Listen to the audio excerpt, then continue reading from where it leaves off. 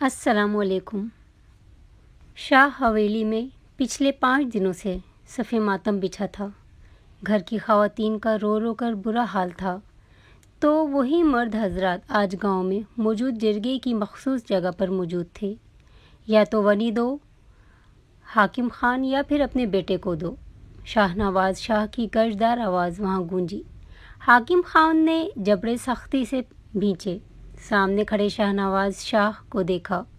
हमारा बेटा कसूरवार नहीं है। हम ना वनी देंगे और ना अपना बेटा। हाकिम खान ने सुर्ख निगाहों से शाह को घूरते हुए जवाब दिया। हाकिम खान, तुम्हारे बेटे की बंदूक से गोली चली है। तुम्हारे बेटे के अलावा वहाँ कोई मौजूद न था। गांव के लोगों ने खुद अपनी आंखों से तुम्हारे बेटे के हाथ में गन देखी है। अब भी कहोगे कि तुम्हारा बेटा बेकसूर है? शाहनवाज शाह की बात सुनते वहाँ मौजूद उस खूबरू शाहजादे की आंखों में तैरती लाली में इजाफा हुआ। पुश्त पर हाथ बांधे वो सर्द व सपाट चेहरा लिए जिरगे के फैसले का मुंतज़िर था। उसकी बीवी के सीने में बेदर्दी से गोलियां उतारी गई थीं। उसकी 6 माह की बच्ची को माँ के आंचल से दूर किया गया था। वो ज़ब्त के कड़े मराहिल से गुजर रहा था। हाकिम खान, जल्द अज जल्द फैसला दो, या तो उसूल के मुताबिक अपनी बेटी वनी करो या अपने बेटे को यहाँ बुलाओ, खून का बदला खून या फिर वनी। जिरगे के सरपंच ने बात बढ़ती देखी तो हतमी फैसला सुनाया। हाकिम खान ने लब आपस में सख्ती से भींचे। एक लौटता बेटा था, उसकी जान कैसे दाव पर लगा देते। अभी तो उन्हें खुद ये मालूम न था कि उनका बेटा कहाँ है। ज़िंदगी में कभी खुद को इतना बेबस महसूस नहीं किया था जिस कदर बेबस वो आज महसूस कर रहे थे। एक तरफ बेटा था जिसका अता पता उन्हें मालूम नहीं था, तो दूसरी जानिब लाडों से पली बेटी जिसे वनी जैसी रस्म की नज़र करने का सोचते ही उनका दिल तड़प उठा था। सरपंच साहब, मैं खून का बदला खून देने को तैयार हूँ। अपनी बेटी में कभी वनी की नज़र नहीं करूँगा। हाकिम साहब की बात सुनते शाहनवाज खान तमस्खुर से मुस्कुराए थे। अर्तज़ा शाह ने मुठ्ठियाँ भींचते खामोशी से उनकी जानिब देखा। मैं अपना आप तुम्हारे हवाले करता हूँ शाहनवाज। तुम मेरा खून करके अपनी बहू के खून का बदला ले लो। हाकिम खान की बात सुनते वो जो मुस्कुरा रहे थे उनकी मुस्कुराहट सिमट सी गई। सरपंच ने शंजो पंज में मुब्तला उनकी जानिब देखा। लोग आपस में चेमगोइयाँ करने लगे। हाकिम खान, ये रिवाज नहीं है। जिरगे का उसूल आप जानते हैं। बेहतर यही है अपनी बेटी को वनी करें। आपका बेटा ना मर्दों की तरह यहाँ से भाग गया है। जल्दी करें, हमारे पास वक्त नहीं। इस सारे वक्त में वो पहली बार बोला था। उसका सर्द व सख्त लहजा वहाँ खामोशी छाने का सबब बना था। अर्तज़ा खान की जानिब हाकिम खान ने बेबसी से देखा था, जो उनके देखने पर अपनी नज़रों का जाविया बदल गया था। गुलरुख बीबी को ले आओ। हाकिम साहब ने अपनी नम आवाज़ पर काबू पाते अपने ख़ास मुलाजिम को हुक्म दिया, जो अपनी प्यारी सी बीबी जी का नाम सुनते शिकवा कुन निगाहों से उनकी जानिब देखते पलट गया था। खान हवेली की जान थी गुलरुख में, और सबसे ज़्यादा चाहिए वो अपने लाला की थी, जिसकी जान बचाने की खातिर आज वो भेंट चढ़ाई जा रही थी। कुछ ही पल में चादर में लिपटा उसका वजूद गाड़ी से उतरते सीधा अपने बाबा की जानिब आता उनके सीने से लगा था। जिरगे में मौजूद हर मर्द की नज़र उस नाजुक लरजते वजूद पर पड़ी थी, जिसके घुटनों तक आते बाल चादर से झांकते सबकी तवज्जो का मरकज़ बने थे। अर्तज़ा शाह ने अपनी सुर्ख नज़रों का मरकज़ उस नाजुक वजूद की जानिब किया था। उसकी आंखों में कहर ओद आया था। वो शोलाबाज निगाहों से उस नाजुक वजूद को देख रहा था, जिसकी शहद रंग आँखें, जिनमें मोटे मोटे आंसू मोतियों की मानिंद चमक रहे थे, अपने बाप के सीने से लगती रोते हुए कुछ कह रही थीं। और हाकिम साहब बेबसी से उसके चेहरे को हाथों में थामे उसके माथे पर अपने लब रखते उससे शायद माफ़ी मांग रहे थे। बाबा प्लीज़ ऐसा मत करें, मैं मर जाऊंगी। गुलरुख ने नज़रें अपने बाबा की नम निगाहों में गाड़ते भर्राई आवाज़ में कहा, बेटा, तुम्हारा बाबा मजबूर है।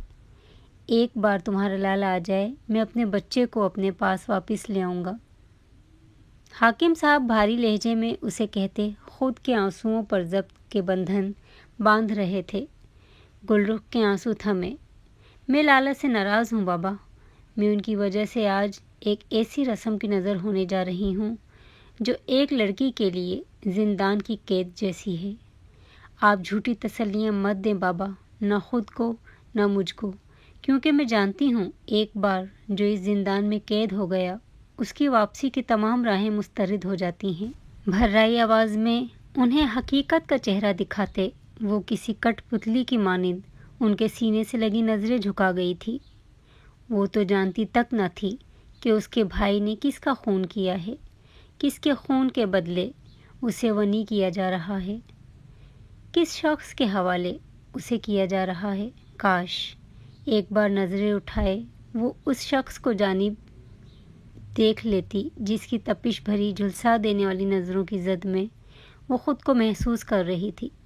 کچھ ماہ پہلے ہی تو وہ اپنی تعلیم مکمل کر کے گاؤں واپس آئی تھی اور آتے ساتھ اسے ایک جلتی آگ میں جھونکا جا رہا تھا اور اس پر جان نچھاور کرنے والا اس کا لالا نہ جانے کہاں غائب تھا۔ جو اس پر ایک آنچ برداشت نہیں کر سکتا تھا، آج اس کی وجہ سے ہی اسے ایک سزا سے نوازا جا رہا تھا۔ کچھ ہی پل میں وہ ارتضی شاہ کے نکاح میں آ گئی تھی۔ کسی بت کی مانند اپنی جگہ سے اٹھتے وہ اپنے بابا کی جانب دیکھنے لگی، جن کی سرخ آنکھیں ان کے ضبط کا پتہ دے رہی تھیں۔ کیا تمہیں یقین ہے اپنے لالا پر؟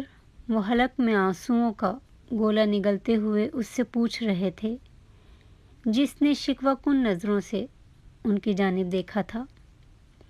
لالا پر یقین ہے، لیکن ان سے میرا رشتہ نہیں، کیونکہ وہ مجھے یہاں تنہا چھوڑ کے کہیں بھاگ گئے۔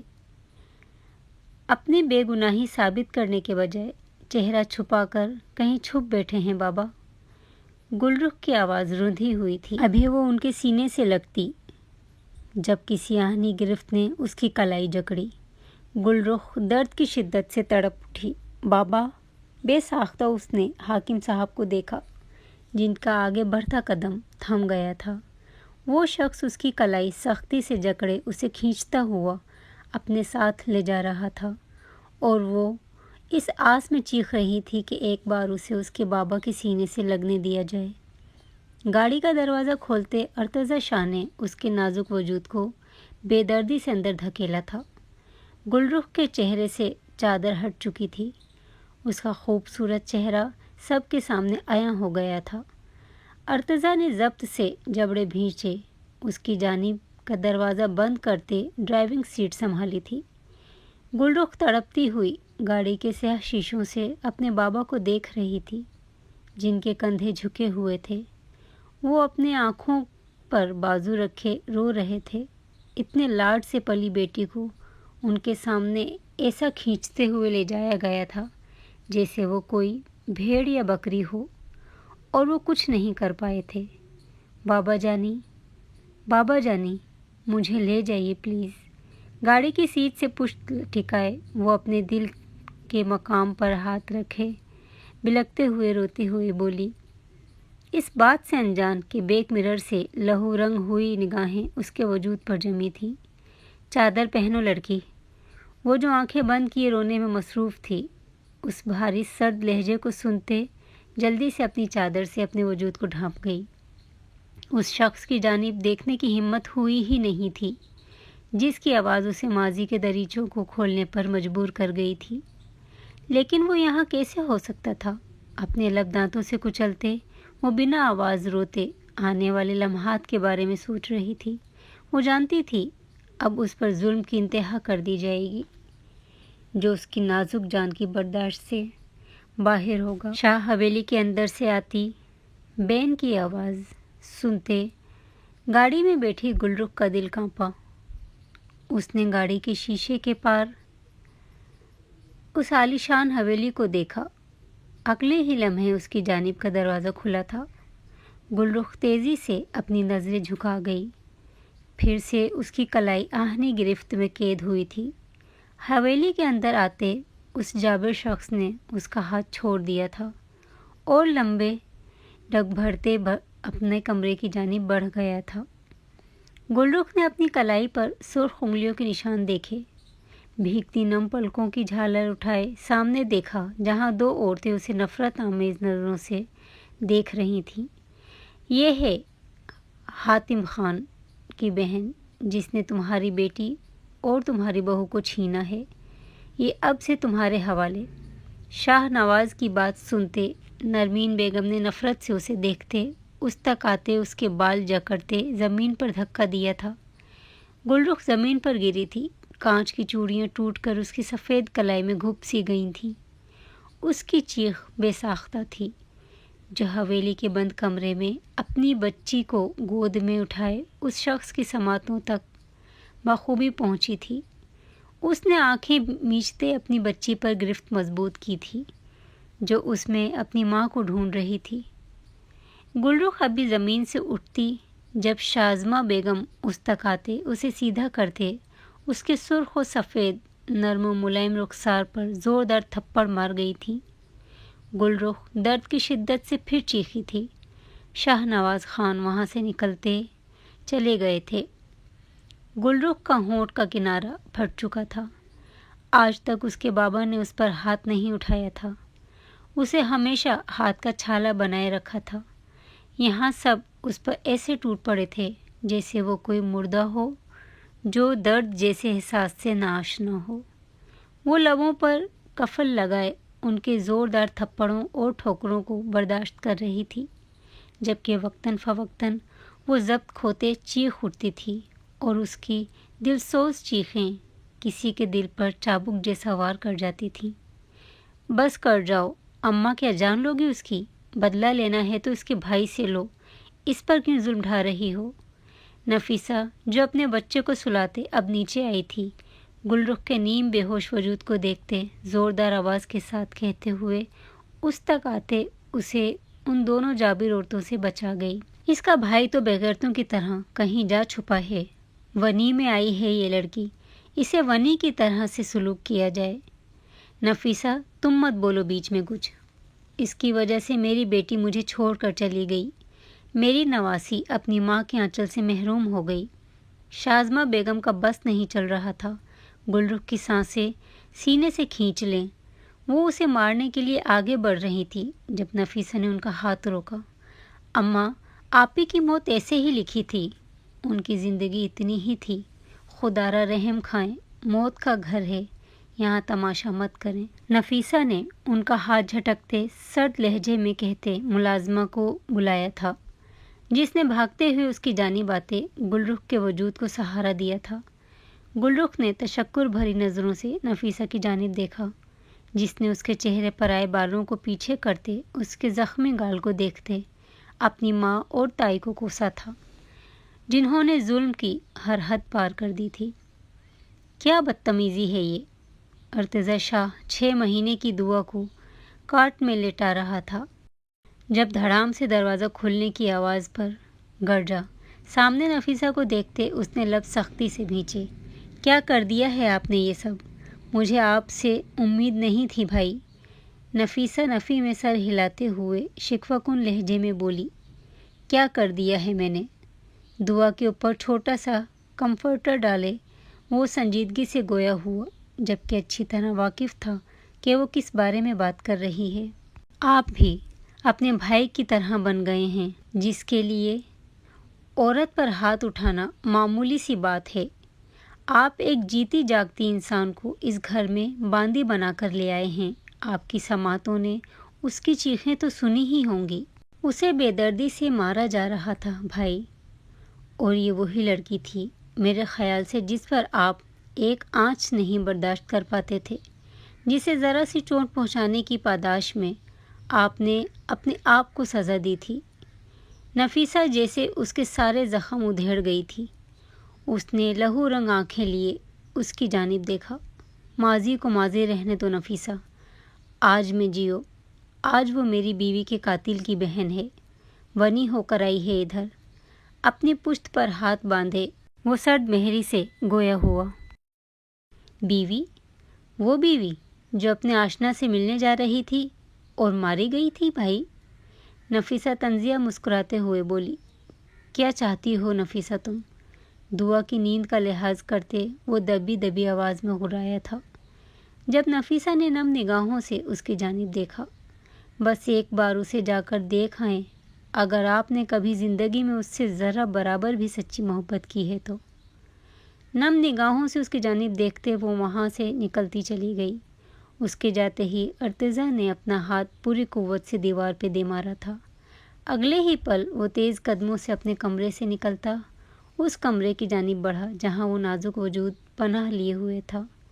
گل رخ جو اپنا چہرہ گھٹنوں میں چھپائے گھٹی گھٹی سسکیاں بھر رہی تھی، دروازہ کھلنے کی آواز اور پھر بھاری قدموں کی دھمک اپنی جانب بڑھتی محسوس کرتے خوف سے کانپتی اپنے گھٹنوں سے منہ اٹھاتے آنے والے شخص کی جانب دیکھا اور اگلے ہی پل اسے یوں لگا جیسے حویلی کی چھت اس پر آن گری ہو۔ رضا، تم؟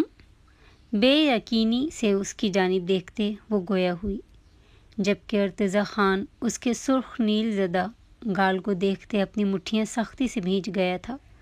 گل رخ نے نفی میں سر ہلایا جیسے یقین نہ کرنا چاہتی ہو اس بات پر جس بات کی گواہی اس کا دماغ اسے دے رہا تھا۔ تم مجھے ونی میں لے کر آئے ہو؟ گل رخ نے آنسوؤں کا گولا نگلتے اٹکتی آواز میں اس سے پوچھا۔ اسے کوئی جواب نہ دیتے دیکھ وہ اپنے ہاتھوں کی مٹھیاں بھینچے خود بیچ میں موجود چادر قدموں کے فاصلے کو ختم کرتے اس کے قریب آن کھڑی ہوئی۔ بے وفائی تو خوب مہارت سے کی تھی، میں نہیں جانتی تھی تم میں صفاقی بھی موجود ہے۔ تم اس قدر صفاق بھی ہو سکتے ہو کہ ایک عورت ذات سے بدلہ لوگے؟ آنکھوں سے بہہ جانے والے آنسو یکدم اس شخص کی بے وفائی یاد آتے سوکھ چکے تھے۔ مقابل کی آنکھوں میں آنکھیں گاڑے وہ لفظ با لفظ پر زور دیتے بولی۔ ارتضیٰ خان نے لب سختی سے بھینچے، اس کی آنکھوں میں ٹوٹے خوابوں کی کیچیاں دیکھیں۔ صفاق تو تمہارا بھائی بھی ہے جو نامردوں کی طرح چھپ بیٹھا ہے اور اپنی بہن کو بھیٹ چڑھا دیا ہے۔ اس کے چہرے پر جھکتے وہ سرد لہجے میں اس کے الفاظ اسے لوٹا رہا تھا۔ گل رخ نے دانت پر دانت جمائے اس شخص کی جانب دیکھا جس کی آنکھوں میں اسے ڈھونڈنے سے بھی پشیمانی نظر نہیں آئی۔ میرا بھائی نامرد نہیں ہے، وہ بے قصور ہے، بہت جلد آئے گا، اپنی بے گناہی ثابت کرے گا۔ وہ اپنے بھائی کے لیے ایسے لفظ سنتے وہ آپے سے باہر ہوتے۔ اس کا کالر جکڑے تیش کے عالم میں بولی۔ ارتضیٰ نے ایک نظر اس کے نازک ہاتھ پر ڈالی اور پھر اس کے چہرے پر جہاں چھپے انگلیوں کے نشان دیکھتے اس کے دل سے جیسے خون رس رہا تھا۔ تم پہلی اور آخری عورت ہو جس کو یہ حق حاصل ہے کہ وہ ارتضیٰ خان کی آنکھوں میں آنکھیں گاڑے اس کے گریبان کو تھام سکے۔ یکدم اس کے پہلو پر ہاتھ رکھتے اس کی پشت اپنے سینے سے لگائے وہ اس کے کان میں جھکتے سرد لہجے میں بولا۔ گل رخ نے آنکھیں سختی سے میچتے اس کی گرم سانسوں کی حدت سے اپنی گردن جھلستی ہوئی محسوس کی۔ لفظوں کے جال بننا بند کر دیں اب، آپ کے لفظوں کے جال میں پھنسنے والی نہیں۔ اس کی گرفت سے آزاد ہوتے وہ اس سے دوری بناتے تلخی سے بولی۔ لفظوں کے جال نہیں بن رہا، جو سچ ہے وہ بتا رہا ہوں۔ ارتضیٰ نے اس کی جانب بڑھتے اس کی کلائی تھامتے اپنے رومال سے ان خراشوں سے رشتے خون کو صاف کیا تھا۔ آپ کی کوئی بات سچ نہ کبھی تھی نہ کبھی ہوگی۔ ونی ہوں، مجھ پر ظلم ڈھائیے، یہ عنایتیں مت کریں۔ اپنا ہاتھ اس کے ہاتھ کی گرفت سے آزاد کرتے وہ تلخی سے بولی۔ تم نے کبھی میری باتوں پر یقین نہیں کیا تھا گل۔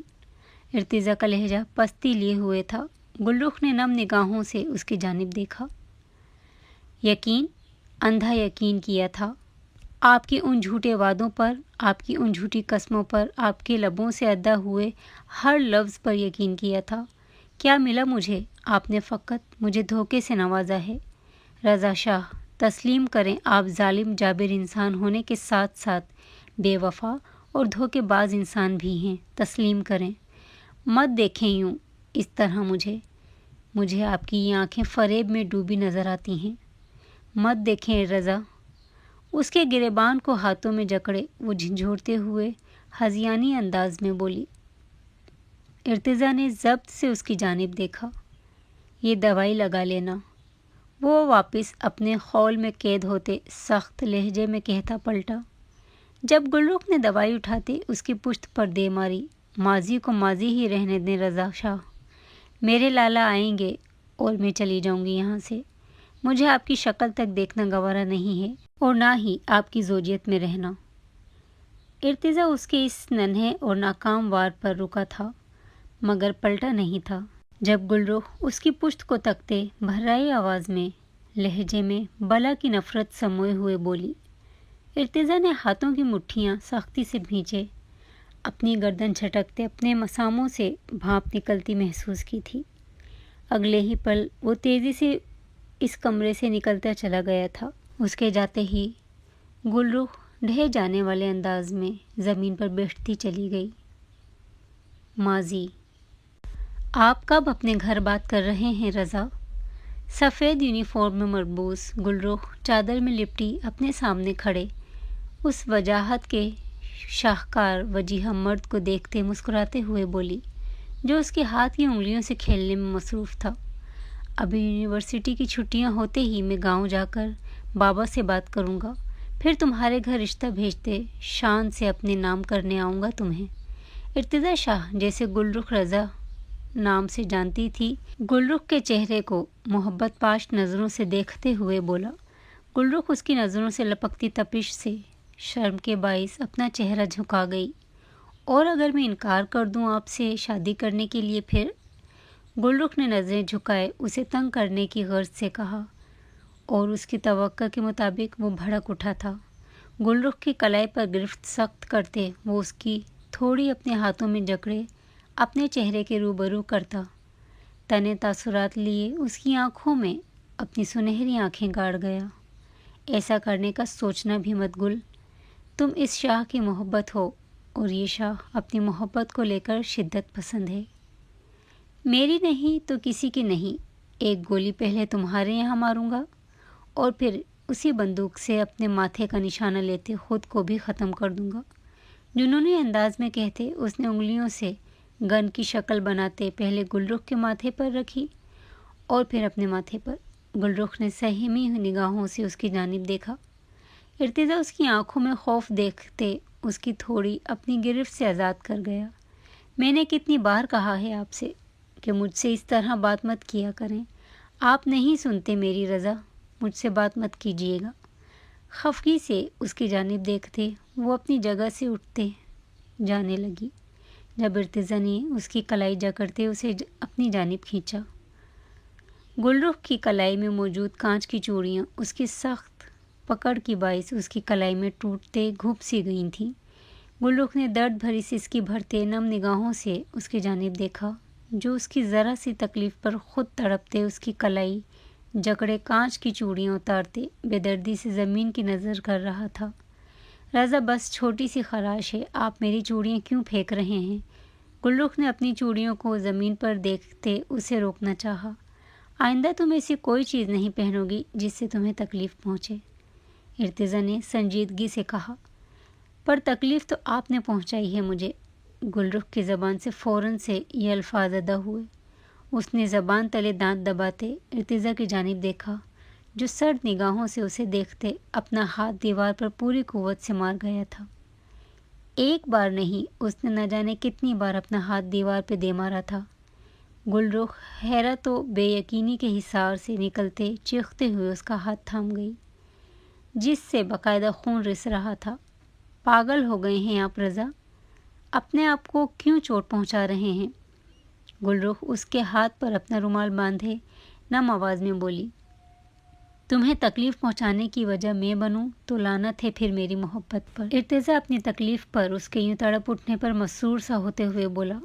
گلرخ اپنی دوستوں کی پکار سنتے اس نے نم شکوہ کی نگاہوں سے اس کی جانب دیکھا تھا اور وہاں سے بھاگتی چلی گئی۔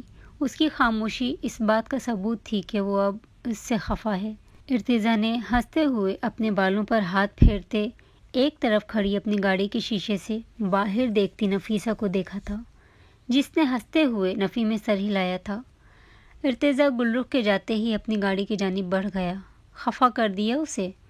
اس کے گاڑی میں بیٹھتے ہی نفیسہ نے اس سے پوچھا۔ زیادہ دیر خفا نہیں رہ سکتی، مان جائے گی، گلرخ کو یاد کرتے ارتضا نے مسکراتے لہجے میں کہا۔ واہ واہ، میرا بھائی تو گودے گودے ڈوب چکا ہے اس لڑکی کے پیار میں کہ اس کی ذرا سی تکلیف پر خود کو تکلیف دے بیٹھا ہے۔ نفیسہ نے تالیاں بجاتے اسے داد دی، جسے سر کو خم دیتے اس نے وصول کی تھی۔ گاؤں جانا ہے آج، ہمارا آپی کا نکاح ہے آج، بابا نے کہا ہے شام سے پہلے پہلے حویلی پہنچنا ہے۔ نفیسہ نے یکدم یاد آنے پر اسے اطلاع دی۔ نکاح ہمارا کا اتنی جلدی؟ ارتضیٰ اس کی بات پر حیران ہوا۔ ہم باقی باتیں وہاں جا کر پتہ چلیں گی۔ نفیسہ نے اس بات میں سر ہلاتے جواب دیا۔ چلو اچھا ہے، میں بابا سے گل رخ کے بارے میں بھی بات کر لوں گا۔ ارتضیٰ کی آنکھیں اس سوچ کے تحت چمک اٹھیں۔ نفیسہ نے مسکراتے ہوئے اپنے بھائی کی جانب دیکھا، جو تھا تو اس کا تایا زاد بھائی، لیکن اسے سگے بھائیوں سے زیادہ محبت کرتا تھا۔ گل رخ کا کالج اور ارتضیٰ کی یونیورسٹی ہمراہ تھی۔ کچھ عرصے پہلے گل رخ نے اس کالج میں داخلہ کروایا تھا، جہاں پہلے ہی دن وہ ڈری سہمی سی ارتضیٰ شاہ کے دل کی گہرائیوں میں اترتی چلی گئی تھی۔ شہد رنگ آنکھوں میں گھبراہٹ کا عنصر لیے وہ ادھر ادھر دیکھتی ارتضیٰ خان کو اپنا اسیر کر گئی تھی۔ ارتضیٰ کو اپنا پہلو خالی ہوتا محسوس ہوا۔ اس کا معمول بن گیا تھا روز گل رخ کو اپنی نظروں کے حصار میں رکھنا۔ گل رخ پہلے پہل تو اس کی نظروں کا محور خود کی ذات کو بنے دیکھ نظر انداز کر جاتی تھی، لیکن آخر کب تک کرتی؟ دھیرے دھیرے اسے اس کی تپش بھری نظروں کی عادت سی ہو گئی۔ ارتضیٰ نے دیدار کے بعد اپنا قدم دوسری منزل کی جانب بڑھانا چاہا، جب اسے آگے سے نو لفٹ کا بورڈ ہری جھنڈی دکھاتا ہوا محسوس ہوا، لیکن اس نے بھی کوششیں نہیں چھوڑیں۔ وہ گل رخ سے بات کرنے کا کوئی موقع ہاتھ سے نہیں جانے دیتا تھا۔ دونوں میں بات چیت بڑھی۔ ارتضیٰ کی جانب سے تو محبت کا آغاز ہو چکا تھا۔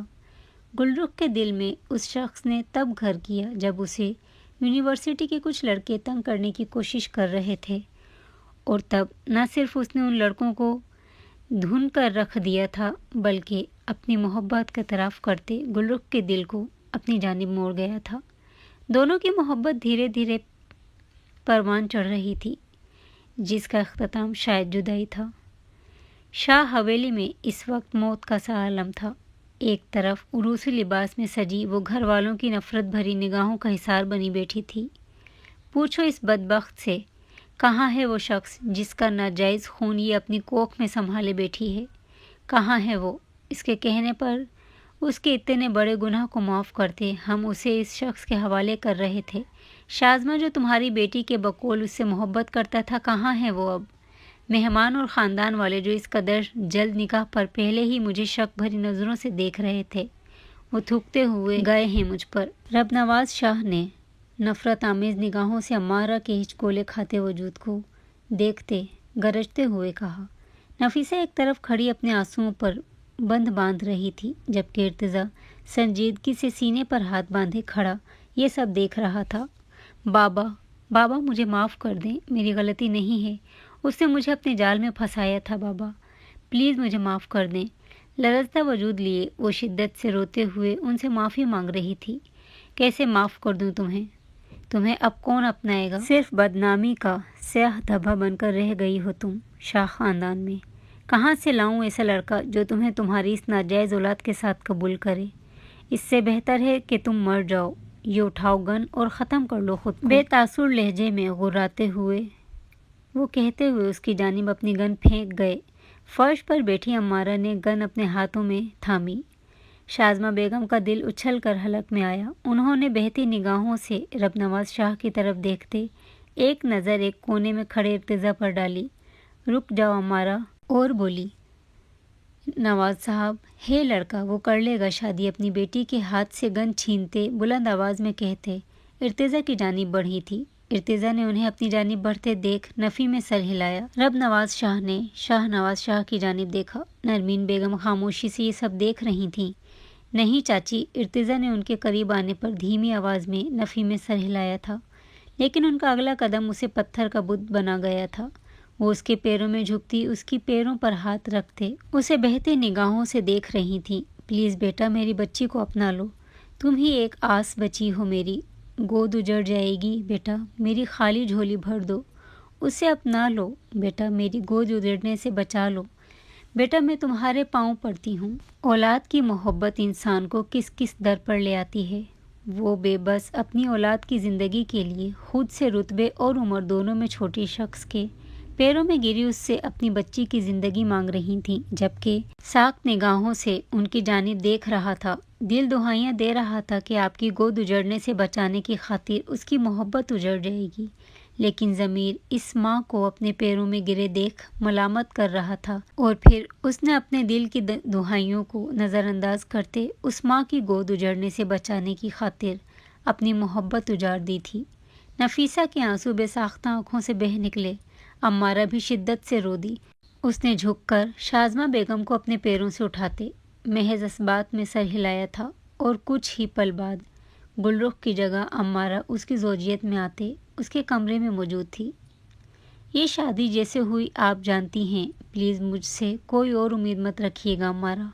میں آپ کے بچے کو تسلیم کرنے کو تیار ہوں، لیکن اپنا آپ کے حوالے نہیں کر سکتا، نہ ہی آپ کو اپنا بنا سکتا ہوں۔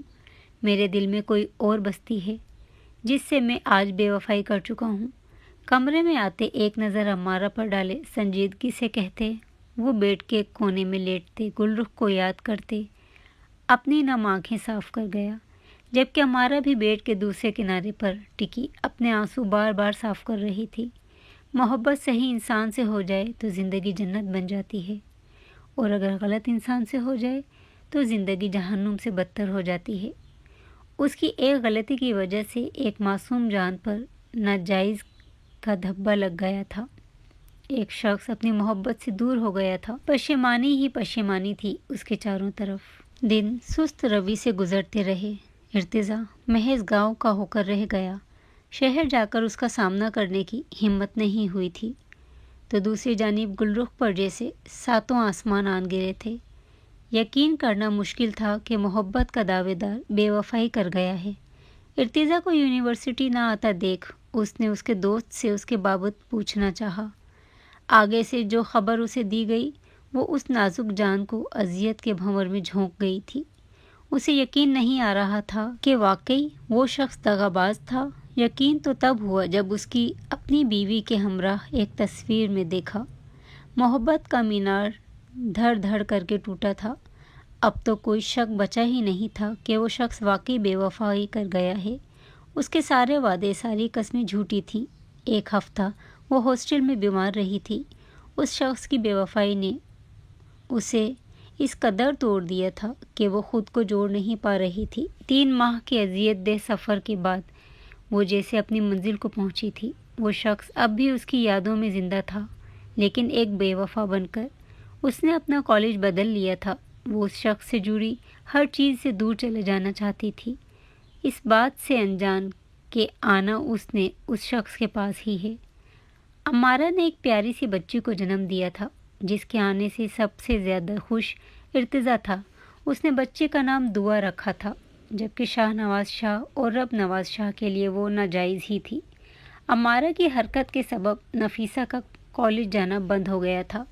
وہ ارتضیٰ کے بڑے بھائی مصطفیٰ کے نکاح میں تھی، اور اسے مصطفیٰ کے ہمراہ رخصت کر دیا گیا تھا، جو اسے عمارہ کی طرح بد کردار سمجھ کر اس پر ہاتھ اٹھاتا، اس پر اپنی وحشت انڈیلتا، اسے ہر روز اذیت و تکلیف سے نوازتا تھا، اور وہ خاموشی سے اس کا ہر درد سہ جاتی تھی۔ گزرتے وقت نے ارتضیٰ کے ذہن نے گلرخ کو ایک پل کے لیے بھی اپنی یادداشت سے نہیں مٹایا تھا۔ وہ آج بھی پہلے روز کی مانند اس کے دل اور دماغ میں زندہ تھی، لیکن اس نے عمارہ کو معاف کرتے اسے اس کا حق دے دیا تھا۔ وہ اس کی حق تلفی کر کے اس کا گناہ گار نہیں بننا چاہتا تھا۔ یہ بھی معمول کا دن تھا جب عمارہ کا فون بجا۔ اپنے فون پر آئے پیغام کو دیکھتے اس کا رنگ لٹھے کی مانند سفید پڑا تھا۔ اس کی پیشانی عرق آلود ہوئی۔ ایک نظر اپنے ساتھ بیٹھی ماں اور تائی پر ڈالتے وہ اپنے کمرے کی جانب بڑھ گئی۔ نفیسہ جو اسی جانب آ رہی تھی، اپنی بہن کی ہوائیاں اڑے چہرے کی جانب دیکھا اچنبھے کا شکار ہوئی تھی۔ اس کے کمرے میں بند ہوتے ہی وہ بھی کندھے اچکائے اپنے کمرے کی جانب بڑھ گئی۔ کیا چاہیے اب تمہیں؟ میری زندگی برباد کر کے تمہیں سکون نہیں ملا؟ کمرے میں آتے کال پک کر کے عمارہ بھرائی آواز میں بولی۔ برباد کر دی؟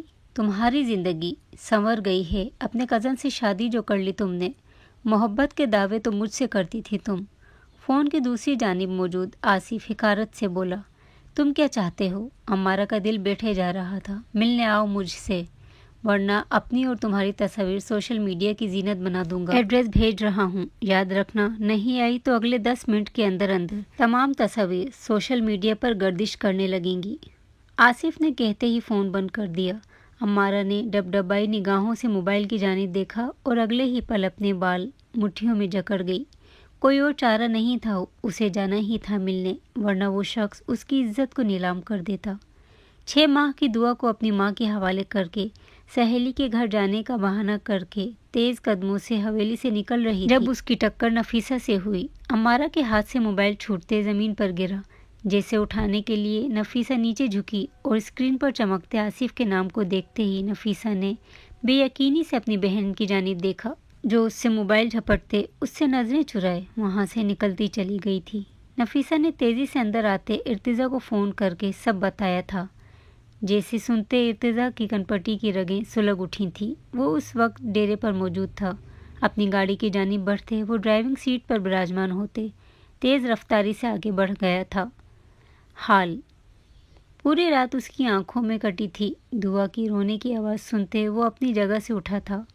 اس کے فیڈر کو خالی دیکھتے وہ دعا کو گود میں اٹھائے کمرے سے باہر کچن کی جانب بڑھا۔ کچن سے آتی آوازوں کو سنتے ارتضیٰ کے ماتھے پر بل پڑے تھے۔ کچن میں داخل ہوتے اتنی ٹھنڈ میں اسے دوپٹے سے ندار بالوں کا جوڑا بنائے برتن دھوتے دیکھ ارتضیٰ کے حواس بھننا اٹھے تھے۔ رات کے آخری پہر جب سب خواب و خرگوش کے مزے لوٹ رہے تھے، وہ برتن دھو رہی تھی۔ کیا کر رہی ہو اس وقت تم یہاں؟ وہ جو رونے کا شغل فرماتے برتن دھو رہی تھی، ارتضیٰ کی بات سنتے اپنی جگہ سے 2 فٹ اوپر اچھلتے پلٹتے اسے دیکھنے لگی۔ ارتضیٰ اس کی بھیگی آنکھیں اور سرخ ناک دیکھ کر جبڑے بھیج گیا۔ یقیناً اسے سردی لگ رہی تھی۔ برتن دھو رہی ہوں، سنجیدگی سے جواب دیتے اس نے ایک نظر اس کی گود میں موجود اس بچی پر ڈالی۔ سینے میں کچھ چھن سے ٹوٹا تھا۔ اس کی آنکھوں سے بہتے آنسوؤں میں اضافہ ہوا۔ ارتضیٰ اس کی نظروں کا مرکز دعا کو بنی دیکھتے جیسے اس کی بہتی نگاہوں سے اندر تک جھانک گیا تھا۔ وہ کیا سوچ رہی تھی وہ جان گیا تھا۔ جاؤ سو جاؤ، ضرورت نہیں ہے یہ کام کرنے کی۔ ارتضیٰ کا لہجہ حتمیہ تھا۔ آپ کی والدہ کہہ کر گئی ہیں اگر میں نے سارے برتن نہیں دھوئے تو وہ میرے بال کاٹ دیں گی، اور مجھے میرے بال بہت پیارے ہیں۔ بھرائی آواز میں پر لاکھ قابو پانے کی کوشش کی تھی لیکن کر نہیں پائی تھی۔ اس کی جان اٹکتی تھی اپنے بالوں پر۔ ارتضیٰ اپنی آنکھیں ضبط سے میچ کر کھول گیا۔ یہ کیوں رو رہی ہے؟ وہ نہیں دینا چاہتی تھی اس بچی پر دھیان، لیکن اسے مسلسل روتے دیکھ وہ نہ چاہتے ہوئے بھی اس سے مخاطب ہوئی۔ اسے بھوک لگی ہے، دودھ بنانا ہے اس کا، ارتضیٰ نے اپنی پیشانی مسلتے ہوئے بتایا۔ اس وقت ایک رشتے میں بندھے ہونے کے باوجود ان دونوں کے بیچ اجنبیت کی ایک دیوار قائم تھی۔ میں بنا دیتی ہوں، اپنے ہاتھ پانی سے دھوتے سپاٹ لہجے میں کہتی وہ اس کی طرف پلٹتے دعا کے لیے دودھ بنانے لگی۔ ارتضیٰ ایک ٹک اس کی جانب دیکھ رہا تھا۔ بہت دنوں بعد جیسے وہ سکون جیسے احساس سے روشناس ہوا تھا۔ یہی منظر تو اس نے تصوراتی دنیا میں سوچا تھا وہ ہو اس کے پاس پر حق سے۔ ارتضیٰ کو معلوم نہیں تھا اس کا یہ تصور اس طرح سے حقیقت کا روپ دھارے گا۔ اس کے عارض کو چھوتی لٹکو بے ساختہ انگلی کے پوروں سے چھوتے وہ اس کے کان کے پیچھے اڑستے اس کے عارض پر اپنے ہاتھ کی پشت رب کر گیا، جس عارض پر انگلیوں کے نشان اب بھی واضح تھے۔ اپنے کام میں مگن وہ اس کی جسارت پر سرخ ہوتی ساخت ہو گئی۔ اس کے لمس کو محسوس کرتے گلرخ کی ریڑھ کی ہڈی سنسنا اٹھی۔ اس نے ارتضیٰ کی جانب دیکھا جس کی آنکھوں سے جذباتوں کی لپک سے اسے اپنا وجود جلدا محسوس ہوا تھا۔ وہ اس کا ہاتھ جھٹک گئی۔ ارتضیٰ کے ماتھے پر بل پڑے۔ دور رہ مجھ سے جتنا ہو سکتا ہے رضا شاہ۔ اس سے دوری بناتے وہ فیڈر دعا کے لبوں سے لگا گئی، جس نے اپنے ہاتھوں سے فیڈر تھامتے خود پینا شروع کر دیا تھا۔ گلرخ اس کی حرکت پر مسکرا گئی، لیکن جلد ہی اس کی یہ مسکان سمٹ سی گئی۔ کیوں دور رہوں میں تم سے؟ گلرخ کی کلائی جکڑے اسے اپنے بے حد نزدیک کرتے وہ اس کے چہرے پر اپنی سلگتی سانسیں چھوڑتے ہرایا۔ گلرخ نے اس کا سرد چہرہ دیکھتے ہوئے تھوک نگلا۔ کیونکہ میں ونی ہوں۔ گلرخ نے ہمت نہ ہارتے ہوئے اس کی آنکھوں میں آنکھیں ڈالے جواب دیا۔ بیوی ہو میری، نکاح کیا ہے تم سے، زوجیت میں آئی ہو۔ جب چاہے جیسے چاہوں جہاں چاہے تمہیں چھو سکتا ہوں اور تم روک نہیں سکتی مجھے۔ میرا حق لینے سے؟ اس کے جواب پر اس کا چہرہ تن اٹھا تھا۔ سرد لہجے میں اسے باور کرایا کہ وہ اس پر حق رکھتا ہے، اور کر ہی کیا سکتے ہیں؟ پہلے بے وفائی، پھر صفاقی اور درندگی، بس زبردستی ہی رہ گئی تھی، وہ بھی کر لیجیے گا۔ میرے دل میں موجود نفرت بھی بتدریج بڑھتی چلی جائے گی۔ اپنی کلائی آزاد کروانے کی صحیح کرتے وہ دانت پیستے ہوئے بولی۔ جب وہ اپنا ہاتھ اس کی پشت سے گزارتے ضبط کھوتے، اس کے لبوں کو اپنی گرفت میں لیتے، اسے زبردستی کا صحیح مطلب بتا گیا تھا۔ وہ ایک ہاتھ سے اس پر گرفت اس قدر مضبوط کیا ہوا تھا کہ گلرخ لاکھ مزاحمت کے باوجود اس کی گرفت سے نکلنے سے قاصر تھی۔ اسے اپنی سانسیں ٹوٹتی ہوئی محسوس ہو رہی تھیں۔ اس کے سینے پر وار کرتے اس نے اس سے آزادی لینی چاہی۔ جب وہ اس کی بند ہوتی سانسوں کا خیال کرتے، اس کی گردن پر جھکتے گہرا سانس اس کی سندلی سی مہک میں بھرتے، اس کی گردن پر اپنے دانت گاڑ گیا۔ گلرخ جو گہرے سانس بھرتے اپنی سانسیں بحال کر رہی تھی، ارتضا کی اس جسارت پر سر سے پاؤں تک کانپ اٹھی تھی۔ زبردستی اور حق کا مطلب تفصیل سے بتاؤں گا، ابھی میرے اس عمل سے جان لو کہ تم میری بیوی ہو اور میں تم پر حق رکھتا ہوں۔ اس کا گال تھپ تھپاتے ہوئے وہ اس کے عرض پر اپنے لب رکھتے دعا کو لیتے ہوئے کچن سے نکلنے لگا۔ جب کچھ یاد آنے پر وہ پلٹا اور اس کا ہاتھ تھامے اسے لیے آگے بڑھا۔ کہاں لے جا رہے ہیں مجھے؟ چھوڑیں مجھے۔ اس کے ساتھ گھسیٹتی ہوئی وہ دبا دبا چلائی۔ بیوی شوہر کے کمرے میں اچھی لگتی ہے، چاہے غنی ہو کر آئے، چاہے شان سے بیاہ کر۔ کمرے کا دروازہ کھولتے اندر داخل ہوتے وہ دروازہ بند کرتے ہوئے دعا کو بیڈ پر لیٹاتے اس کے بھاگتے وجود کو اپنی گرفت میں قید کیے سخت لہجے میں بولا، مجھے نہیں رہنا، مجھے جانا ہے یہاں سے۔ میں ایک بے وفا، دھوکے باز، فریبی، سنگ دل انسان کے ساتھ نہیں رہ سکتی۔ مجھے آپ کے گھر والوں کی مار قبول ہے، لیکن آپ کے ساتھ ایک کمرے میں موجودگی نہیں۔ اپنے پہلو پر دھرے اس کے ہاتھوں پر اپنے ناخن گاڑتے وہ جھٹپٹاتی ہوئی بولی، اگر اب تم نے ذرا سی بھی مزاحمت کی یا یہاں سے بھاگنے کی کوشش کی تو اسی وقت تم سے اپنا حق وصول کر لوں گا، اور یقین کرو میں رحم نہیں کھاؤں گا، پھر چاہے تم اسے زیادتی بولو یا زبردستی۔ اس کے کان پر جھکتے اس کی سماعتوں میں جان لیوا سرگوشی اتارتے وہ اس کی تمام مزاحمت کا دم توڑ گیا تھا۔ اس کے یوں سن ہوتے وجود کو محسوس کرتے وہ اس کے کان کی لو کو اپنے لبوں سے چھوتے یوں ہی اٹھائے بیڈ کی جانب بڑھتے اسے بیڈ پر لٹا گیا۔ گلرخ نے نم نگاہوں سے اس کی جانب دیکھا، جس نے بیڈ کے دوسرے جانب آتے ہی اپنی جگہ سنبھالتے تمام لائٹس بند کرتے ہوئے سائیڈ لیمپ جلایا، اس کے چہرے کو اپنی نظروں کے حصار میں لیا۔ گلرخ اپنا رخ موڑتے اس کی جانب اپنی پشت کر گئی۔ آنسو تیزی سے آنکھوں سے بہہ نکلے۔ اس شخص کی یہ عنایتیں، یہ قربت، آنکھوں میں جھلکتی محبت اس کی بے وفائی پر پردہ تو نہیں ڈال سکتی تھی۔ دوسری جانب وہ اس کی پشت کو بے بسی سے تکتے اپنے لب باہم سختی سے بھینچ گیا۔ آسان نہیں تھا سب کچھ۔ پہلے محبت چھین لی گئی، اب جب ملی تو اپنی ہی بیوی کے قتل کے عوض اسے ملی۔ وہ اسے بے وفا سمجھتی ہے، اس کی کسی وضاحت پر یقین نہیں کرے گی، لیکن اب وہ اسے اپنے گھر والوں کے ظلم کی نظر نہیں ہونے دے گا۔ کچھ فیصلہ انسان پل میں لیتا ہے۔ ایک فیصلہ اس نے لے لیا تھا کہ اب جب اس کی محبت اسے مل ہی گئی تھی تو وہ اسے فرسودہ رسم کی بھیٹ چڑھاتے اسے مزید خود سے دور نہیں کرے گا۔ ماضی: تم نے مجھے یہاں کیوں بلایا ہے آصف؟ گاؤں کے گنجان آباد حصے میں، جہاں سے کچھ قدم کی دوری پر گھنا جنگل تھا۔ گاڑی روکتے وہ گاڑی میں بیٹھتے ہی پاس کھڑے آصف کی جانب دیکھتے ہوئے بولی، کیونکہ تمہیں مارنا ہے۔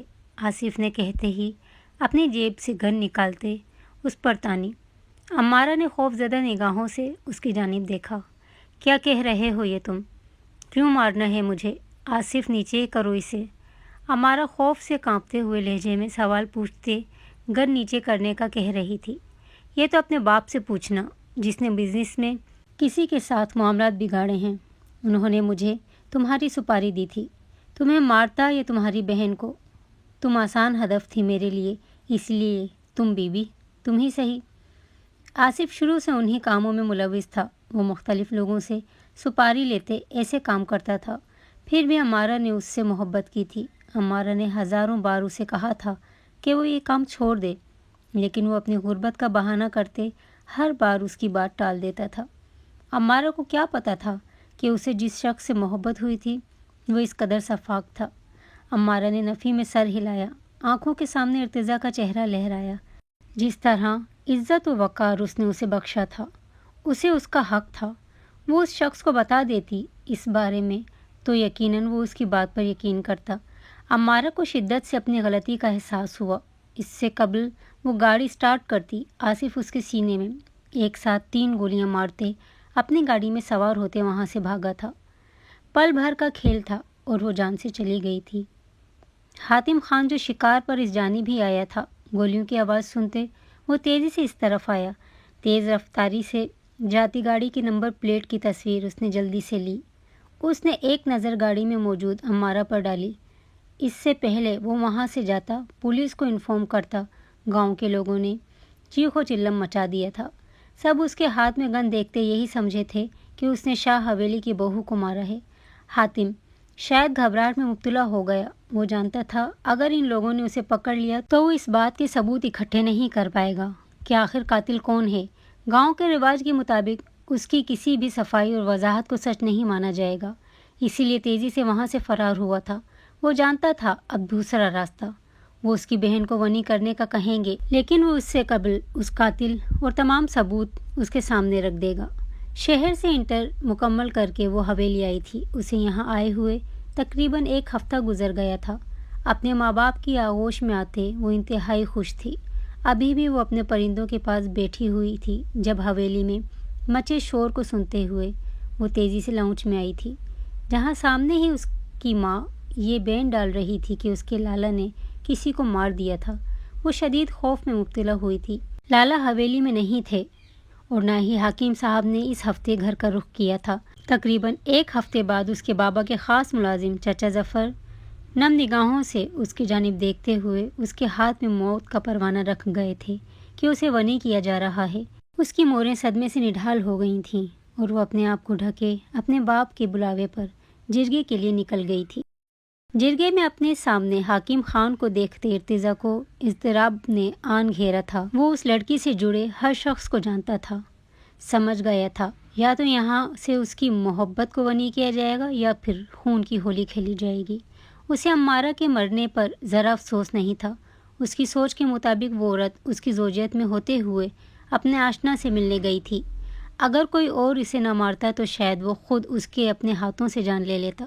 اور پھر جب گلرخ آدمیوں سے بھرے جرگے میں آئی، اس کے بالوں کی بے پردگی کے سبب ہر آدمی کی اٹھتی اس پر نظریں اس کے وجود میں انگارے سے بھر گئی تھیں۔ نکاح ہوتے ہی وہ شدید تیش میں اس کی جانب بڑھتے اسے اپنی گاڑی میں ڈال گیا تھا۔ اس کی چادر کا سڑک جانا، خود سے لاپرواہی برتنا ارتضیٰ کے ضبط کا امتحان لے رہا تھا۔ حویلی آتے ہی وہ چند گھنٹوں سے درہم برہم ہوئی اپنی زندگی کو سوچتے اپنے کمرے کی جانب بڑھ گیا۔ اس نے اس کی چیخوں کو سنتے اپنے دل کو مضبوط کرنا چاہا تھا۔ وہ اسے محض ونی سمجھنا چاہتا تھا، لیکن دل میں موجود سوئی محبت انگڑائی لیتے بیدار ہوئی تھی۔ اب جب بیدار ہو ہی گئی تھی تو اس محبت کو آنچ دیتے زندہ رکھنا تھا۔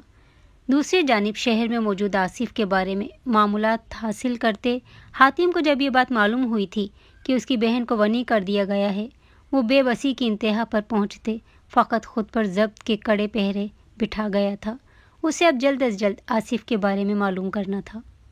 حال اپنے اوپر ٹھنڈا ٹھار پانی گرتے محسوس کرتے وہ ہڑبڑاتے ہوئے اٹھ بیٹھی۔ اپنے چہرے پر ہاتھ پھیرتے اس نے سمجھنے کی کوشش کی کہ اس کے ساتھ ہوا کیا ہے۔ جب اسے کچھ سمجھنے کا موقع دیے بنا شازمہ بیگم اس کی بال گدی سے جکڑے اسے بیڈ سے کھڑا کر گئی۔ تیری اتنی ہمت، تو میری بیٹی کی جگہ لے۔ ہمت کیسے ہوئی اس کی جگہ پر اس کے شوہر کے پہلو میں سونے کی، کوشش کرنے کی؟ اس کمرے میں آئی کیسے تو؟ انتہائی حقارت سے کہتے ہوئے وہ اس کے عارض پر تھپڑ مار گئی۔ گلرخ کے حواس جھنجھنا اٹھے، آنسو متواتر آنکھوں سے بہہ نکلے۔ وہ میرے شوہر ہیں، اب نہ جانے کہاں سے اتنی ہمت آئی تھی کہ وہ انہیں جواب دے بیٹھی اور اپنے لیے مشکل کھڑی کر بیٹھی۔ شازمہ بیگم تیش سے پاگل ہوتی ہوئی اس کے عارض پر در تھپڑ مارتے، اس کے چیخنے چلانے گڑ گڑاہٹ کو نظر انداز کرتی اسے لیے لاؤنج میں آئیں۔ اسے فرش پر پھینکتے وہ گہرے سانس بھرنے لگیں۔ فرش پر گری گلرخ ہچکیاں بھرتے ہوئے زوردار آواز کے ساتھ رونے لگی۔ جاؤ کینچی لاؤ، اس کے بال کاٹتے، اس کی خوبصورتی میں کمی کرو، میرے داماد کو پھنسانا چاہتی ہے اپنی خوبصورتی کے جال میں۔ شازمہ بیگم نے ملازمہ کو کینچی لانے کا کہتے ہوئے اس کے وجود پر ٹھوکر ماری تھی، جو دوپٹے سے ندار، بے پردہ، یوں سب کے سامنے اپنے آپ کو حد درجہ بے بس محسوس کر رہی تھی۔ اس نے نفی میں سر ہلایا۔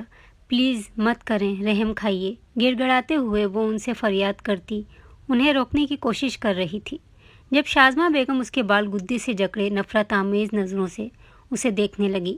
اس سے قبل وہ اس کے بال کاٹتی، نفیسہ چیختی ہوئی ان تک آتے ان کے ہاتھ سے کینچی تھام گئی۔ پاگل ہو گئی ہیں کیا آپ؟ اماں، آپ کیا کرنا چاہ رہی تھی؟ آپ خدا کو مانیں، رحم کھائیں۔ روز اپنی بیٹی کو پٹتے دیکھتی ہیں، تڑپتے دیکھتی ہیں، پھر بھی مظلوم پر ظلم کرتے میرے لیے عذاب بنا رہی ہیں۔ مکافات عمل سے ڈریں اماں، ڈریں، ہوش میں آ جائیں، پاگل مت بنیں۔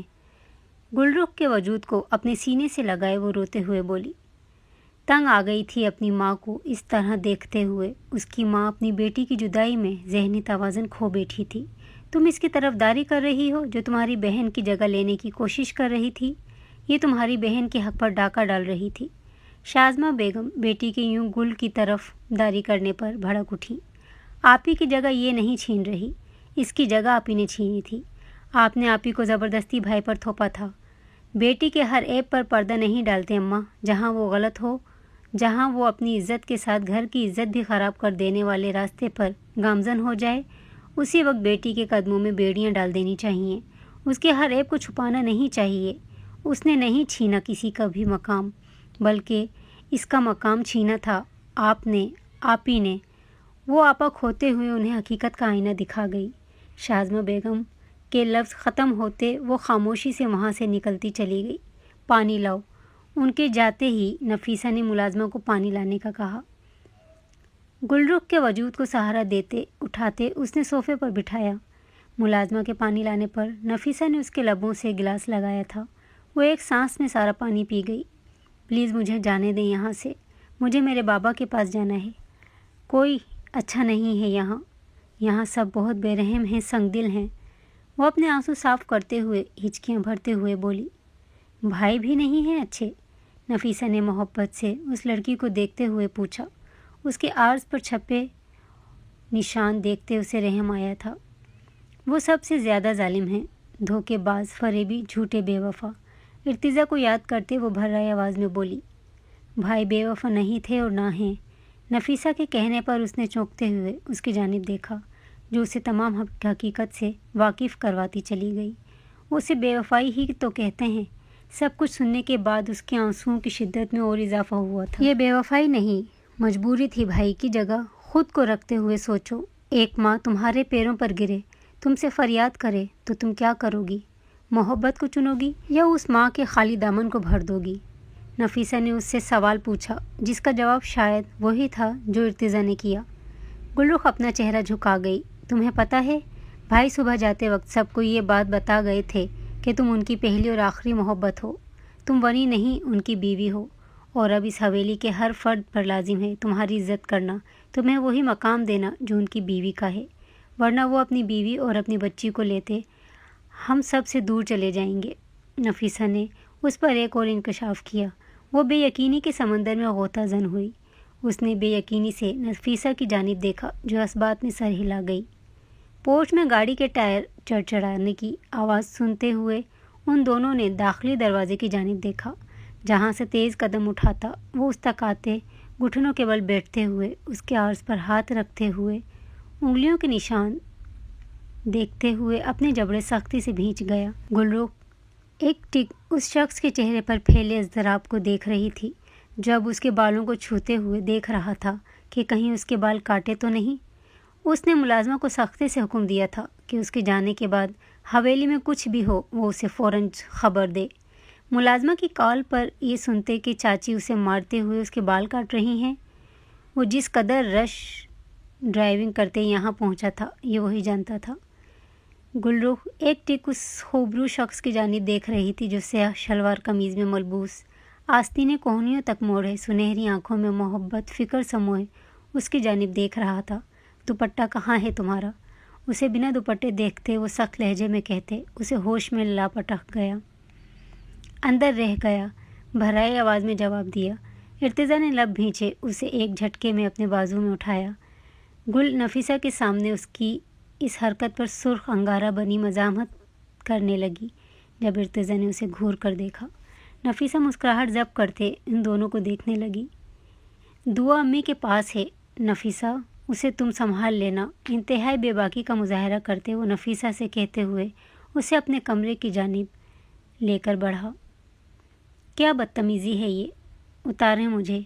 کمرے میں آتے ہی وہ اس کی گرفت سے نکلنے کی صحیح کرتے ہوئے چیختے ہوئے بولی۔ خاموش، بالکل۔ ارتضیٰ نے اسے بیڈ پر لٹاتے اس پر حاوی ہوتے ہوئے سرد لہجے میں اسے ڈپٹا۔ گلرخ نے خاموش نگاہوں سے اسے دیکھا۔ اسے دیکھتے دیکھتے کب آنسو اس کی آنکھوں سے بہہ نکلے اسے پتہ ہی نہیں چلا۔ اتنے سارے آنسو آخر کہاں سے آتے ہیں تمہارے پاس؟ اس کے چہرے پر جھکتے ہوئے اس کے آنسو اپنے لبوں سے چونتے اس نے گمبھیر لہجے میں کہا، رضا، مجھے نفیسہ آپی نے بتا دیا آپ کی شادی۔ وہ اپنے چہرے پر رقص کرتے اس کے بالوں کی تپش زدہ لمس کی بدولت گہری سانسیں بھرتے ہوئے بولنے لگی۔ جب ارتضیٰ نے اس کے باقی الفاظ اپنے لبوں سے چنے، گل نے اپنی آنکھیں بند کرتے ہوئے اس کے سلگتے لمس کو برداشت کیا۔ اس کی سانسوں کو آزادی بخشتے وہ اس کے عارض پر اپنے رب رکھتے، جیسے اس کے ہر درد کا مداوع کر رہا تھا، اس کے زخموں پر مرہم رکھ رہا تھا۔ ابھی کچھ مت کہنا، اچھا ہے تم سچائی سے واقف ہو گئی ہو۔ اب مجھے میری محبت کو اپنے نام کرنے دو کہ اس وصل کے لیے میں تڑپا ہوں۔ تمہیں پانے کی تڑپ میری رگ رگ میں بس چکی ہے، خمار زدہ لہجے میں کہتے ہوئے وہ اس کی سانسوں پر ایک بار پھر قابض ہوتا اس کے وجود میں گم ہوتا چلا گیا۔ گلرخ بھی اپنی ہر مزاحمت تک کرتے اپنے آپ اسے سونپ گئی۔ خان حویلی کے باہر ہوتے شور و غل نے خان حویلی کے مکینوں کی نیند بھگ سے اڑائی تھی۔ وہ جو گل کو اپنے حصار میں قید لیے کافی عرصے بعد گہری نیند سویا تھا، شور نے اس کی نیند میں خلل ڈالا۔ گلرخ بھی بیدار ہوتے ہوئے ایک نظر اس کی جانب دیکھتے ہوئے اس سے اپنی نظریں پھیر گئی تھی۔ اس کی قربت میں رنگی، اس کی خوشبو میں بسی وہ ارتضیٰ کو انتہائی خوبصورت لگ رہی تھی۔ ارتضیٰ کا دل تھا اس کے حسن کو سراہے، لیکن باہر کے بڑھتے شور نے اس کا موڈ غارت کیا۔ لیٹی رہنا ایسے ہی، میں آ رہا ہوں، خبردار جو یہاں سے اٹھی۔ گلرخ کو بیڈ سے اٹھتا دیکھ وہ اسے وارن کرنے والے انداز میں کہتا اپنا کرتا پہنے باہر کی جانب بڑھا۔ گل کیوں اس کی بات سنتی؟ تجسس کھائے جا رہا تھا کہ آخر باہر ایسا کیا ہے۔ سلیقے سے دوپٹہ اوڑھے وہ بھی کمرے سے باہر نکلی۔ شاہ نواز شاہ، ارتضیٰ شاہ، باہر آؤ۔ اپنے کمرے سے باہر نکلتے اس نے ارتضیٰ کی گھوریوں کو نظر انداز کیا تھا۔ جب اپنے لالا کی آواز سنتے وہ سب چیزوں کو پیچھے چھوڑتے ہوئے ننگے پاؤں باہر بھاگی۔ لالا، حویلی کے وسیع لون میں اپنے لالا کو دیکھتے ہوئے وہ بھاگتے ہوئے اس کے سینے کا حصہ بنی۔ لالا کی جان، حاتم اسے اپنے سینے میں بھینچے محبت سے بولا۔ اس کے ساتھ حاکم صاحب بھی موجود تھے، پولیس کے کچھ افسران اور ہاتھوں میں ہتھکڑیاں پہنا آصف بھی۔ ارتضیٰ اور باقی حویلی کے مکین بھی باہر آئے۔ جب حاتم نے ارتضیٰ شاہ کی جانب دیکھا، تمہاری بیوی کا اصل قاتل یہ رہا، یہ رہے تمام ثبوت، تمہارے چچا کے بزنس رائولوں نے قتل کروایا تھا، اسے بھی پولیس ڈھونڈ رہی تھی۔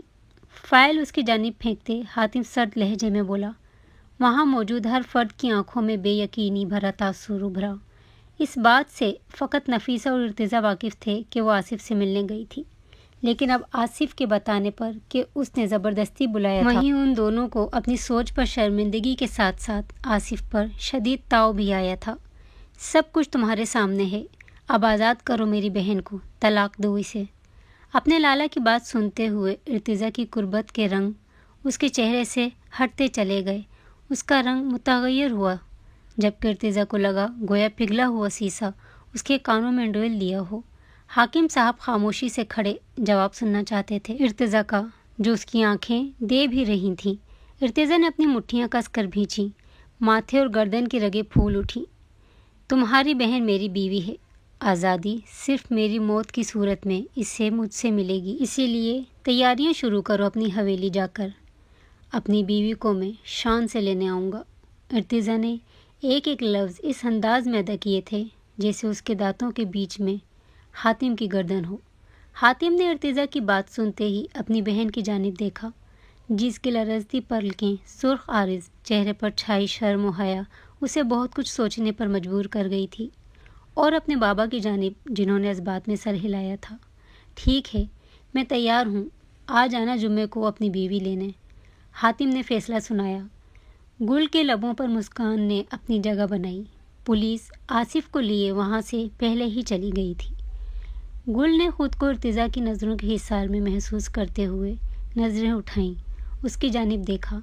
اسے اپنی جانب ہی لو دیتی محبت پاش نگاہوں سے دیکھتے پا کر وہ اپنی نظریں جھکا گئی، اپنے بھائی کے حصار میں وہاں سے نکلتی ہوئی چلی گئی۔ سرخ روسی لباس پور پور ارتضیٰ کے لیے سجائے، ہاتھوں پر اس کے نام کی مہندی لگائے وہ اس کی سیج سجائے بیٹھی تھی۔ بیبی کاٹ میں دعا سو رہی تھی۔ گل نے ایک مسکراتی نظر دعا پر ڈالی۔ جب اسی لمحے وہ کمرے میں داخل ہوا، گل اپنی نظریں جھکا گئی۔ ارتضیٰ کی والدہ نرمین بیگم، اس کے والد شاہ نواز شاہ، غرض یہ کہ حویلی کے ہر فرد نے اس سے معافی مانگی تھی اپنے برے رویے کی۔ اس نے خلوص دل سے سب کو معاف کیا تھا، ساری زندگی ان کے ساتھ بتانی تھی، دل میں رنج و ہراس لے کر زندگی نہیں گزر سکتی تھی۔ شازمہ بیگم خوش تو نہ تھیں، لیکن انہوں نے کوئی بدمزگی نہیں پھیلائی تھی۔ ارتضیٰ اپنی شیروانی تن سے جدا کرتے خمار بھری نظروں سے اس کے سراپے کو دیکھتے ہوئے اس کے قریب جا بیٹھا، اس کا ہاتھ تھامتے ہوئے اپنے لبوں سے لگایا۔ جانتی ہو، اس لمحے کے لیے میں نے کتنا انتظار کیا ہے۔ تم سرخ لباس میں میرے لیے شرمایا گھبرایا روپ لیے بیٹھی ہو، اور میں تمہارے ہر نقش کی تعریف کرتے ہوئے، تمہیں سراہتے ہوئے اپنے لمس سے تمہیں بتاؤں میں تم سے کس قدر محبت کرتا ہوں۔ گمبھیر لہجے میں کی گئی بے باکی بھری بات سنتے ہوئے گل کے کانوں سے دھواں نکلا تھا۔ گل، میں نے کبھی نہیں سوچا تھا کہ تم مجھے واپس مل جاؤ گی۔ مجھے لگا میں نے تمہیں ہمیشہ کے لیے کھو دیا ہے۔ تم سے جدا ہونے کے بعد میں نے ایک ایک لمحہ اذیت سے گزارا ہے۔ یوں سمجھو زندگی جی نہیں رہا تھا، کاٹ رہا تھا۔ تم سے جدا ہونے کے بعد میں نے جانا محبوب کی جدائی جان لیوا ہوتی ہے۔ ارتضیٰ کے لہجے میں تڑپ بول رہی تھی۔ گل کے ہاتھ پر اس کی گرفت سخت ہوئی۔ بس کریں ارتضیٰ، ماضی یاد نہیں کریں، جو ہو گیا سو ہو گیا۔ آنے والے وقت پر دھیان دیں، جو پل ہمارے درمیان ہیں، جس میں ہم جی رہے ہیں، ان پر دھیان دیں۔ دیکھیں، آپ نے اپنا وعدہ نبھایا ہے، آپ پوری شان سے مجھے رخصت کر کے لائے ہیں۔ ارتضیٰ کے قریب ہوتے ہوئے اس کے سینے پر سر رکھ کر وہ محبت سے بولی، ہاں، بس اب ایک کام رہ گیا ہے۔ ارتضیٰ نے اس کے گرد حصار باندھا۔ کیا؟ ہنوز اس کے سینے پر سر رکھے وہ مستفسر ہوئی۔ دعا کا بھائی لانا ہے، یہی کام رہ گیا۔ فیملی تھوڑی بڑی ہی اچھی لگتی ہے نا، میں، تم اور ہمارے 2 بچے۔ اسے لیے بیڈ پر دراز ہوتے وہ اس پر کالی گھٹا سا چھاتے اسے اپنے حصار میں قید کرتے ہوئے اسے اپنے لمس کی برسات میں بھگونے لگا۔ کھڑکی سے جھانکتا چاند ان کے ملن کا گواہ بننے بادلوں کی اوٹ میں چھپ گیا۔ محترم ویورز، آپ نے میری پچھلی سٹوری بہت پسند کی، اس کے لیے بہت بہت شکریہ۔ اس بار بھی سپورٹ فرمائیے۔